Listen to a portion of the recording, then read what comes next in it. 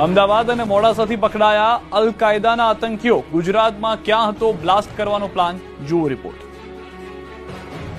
ગુજરાતમાંથી ફરી એકવાર આતંકીઓ પકડાયા છે. ગુજરાત એટીએસે અલ કાયદા સાથે જોડાયેલા 4 આતંકવાદીઓને પકડી પાડ્યા. ઝડપાયેલા આતંકીઓ પૈકી 2 ગુજરાતી અને 1 દિલ્હીનો રહેવાસી છે, જ્યારે 1 આતંકી નોઈડાનો રહેવાસી છે.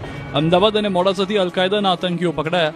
અલ કાયદાના આતંકવાદી મોડલ સાથે આ 4 લોકો કનેક્ટેડ હતા. તેઓ સોશિયલ મીડિયા પ્લેટફોર્મ અને કેટલીક સસ્પેક્ટ એપ્લિકેશન દ્વારા અલ કાયદાની વિચારધારા સાથે જોડાઈને એને ફેલાવવા સુધીની કામગીરી સક્રિય હતા. 2 ગુજરાત, 1 દિલ્હી અને 1 નોઈડાથી ધરપકડ કરી છે. તમામ આતંકીઓ 20 થી 25 વર્ષના છે. ભારતમાં હુમલો કરવા મોટો ટાર્ગેટ મળવાનો હતો. સોશિયલ મીડિયા એપથી એકબીજા સાથે જોડાયેલા હતા. મોડાસા શહેરમાંથી સૈફુલ્લા કુરેશીની એટીએસે ધરપકડ કરી. સૈફુલ્લા મોડાસાની એક ફર્નિચરની દુકાનમાં નોકરી કરતો. સૈફુલ્લા સતત સોશિયલ મીડિયા પર હતો એક્ટિવ. સોશિયલ મીડિયામાં અલ કાયદાના મોડ્યુલ પર કામ. Download ShareChat.